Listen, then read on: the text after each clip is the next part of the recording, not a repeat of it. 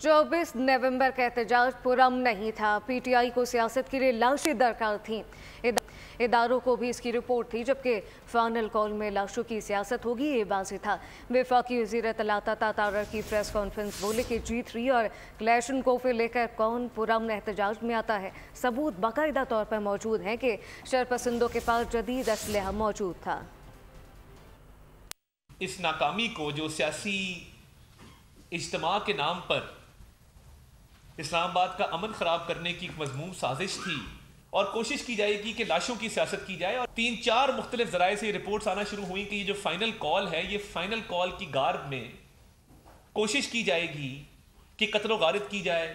किसी भी प्रोटेस्ट में मौजूद दुनिया में आपने कभी देखा है कि AK-47 पकड़ी हो किसी ने कि तुम M16 पकड़ के ले जाओ वहां पे, या ग्रेनेड जेब में डालो, या टीयर गैस के शेल साथ ले जाओ। बड़ी अच्छी बात है, प्रोटेस्ट है। वो इनकी बंदूकें बाकायदा रिकवर की हैं, इनसे वो मौजूद है, मौके पे मौजूद है।